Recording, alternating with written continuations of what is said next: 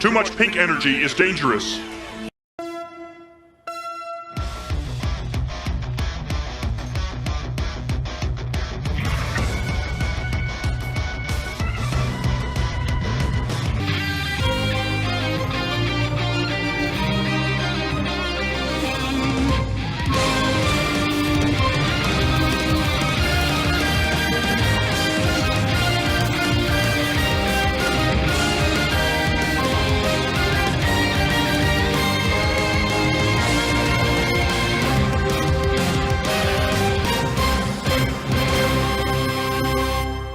Hey, fake fan, she doesn't know how to spin the wheel. Fake fan. Well, we were all duped by this episode's preview, but it was pretty fun and interesting and semi-compelling episode, which did something that I never thought that the show would actually do. But you know what? It is interesting, but I kind of feel like this episode kind of feels slightly put in the wrong place. It should have been maybe, just maybe, earlier on the show, with the team's identity pretty much being not a secret. So it's like, oh, let's kind of tell an interesting story. Like, we kind of do it with Taya, but we kind of did it with Taya specifically with how Naito kind of uses Taya being Boon Red to his advantage to do some, delivery works, while like Chashiro doesn't really like have a regular normal life. The same with Break and Sakito. But like, if you really think about it, we have like two normal Joes in the team with Joe and Mira. Both of them work in like regular ass jobs, so it would be interesting to see, oh, how does it actually feel like that one of your co-workers is a goddamn superhero, which they kind of did with Mira's now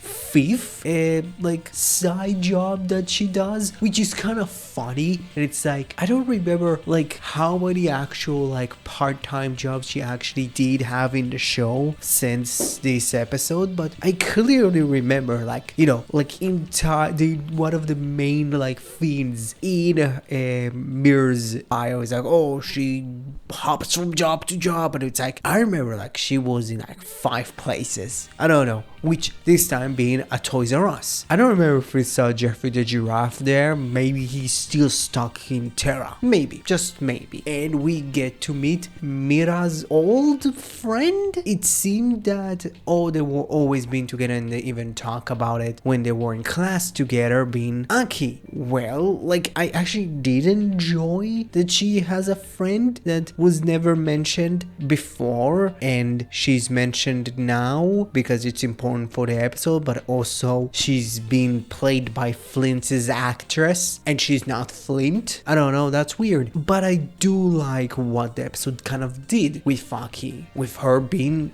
jealous of Mir, specifically because her dream is becoming famous. I'm not sure if it's an idol thing, which is kind of funny that like we're doing like 2 idol stories in the same time. So what she thought about when literally Mir kind of gave her the changer, and she overheard what Mira said to the rest of the Boonboomgers, if I remember correctly, it was Taya and Joe. It's like, oh, getting the Boonboom changer changed her life. So she, like a good friend that she is, steals the Boonboom changer and then ghosting her when she calls about it. Yeah, that's the pinnacle of being a shit friend. I am sorry. Like, I get it. Mira kind of got a small moment with her. It's like saying to her, hey, how much you are jealous of me. I was always jealous of you. And it was like this really wonderful moment between those two. But like, come on. Like, she was kind of a shit friend. but also not having her transform is kind of sad, because it's like, man, like how many months have you seen the Boonboomgers transform and you just kind of like, oh yeah, they press the button 3 times and that's it. It's like everybody knows that you press the button 3 times and then you spin the wheel. Why the fuck you didn't spin it? Fake fan. It was kind of upsetting because it's like, oh my god, like we were all duped by that preview and we saw the 2 Boon Pinks and it's like, oh, that'll be cool, but no. It's just, you know, for some odd reason, Patrol Car 2's ability to actually copy itself, which, yeah, I remember, I think it was Patrol Car 2. I thought maybe it was Patrol Car 1 at first, but yeah, I don't know. I really like the interactions between Mir and Aki.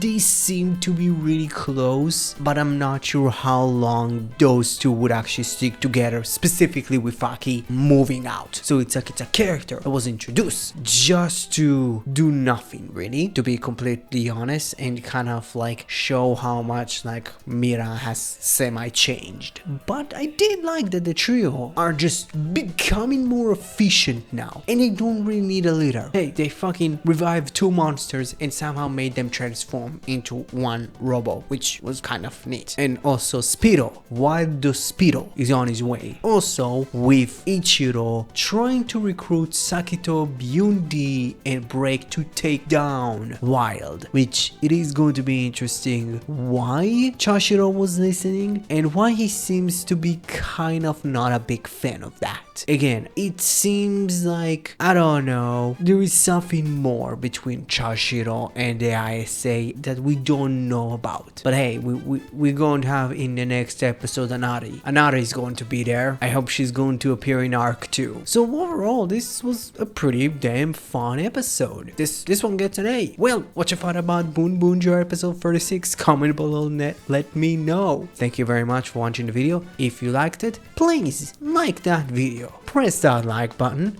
Also, if you haven't subscribed yet, please help your subscribe button finally achieve its true goal of becoming a subscribed button. Don't forget, follow me on X and Blue Sky. And also, you're the only one that can prevent forest fires. Thank you very much and have a great rest of your day. Bye bye.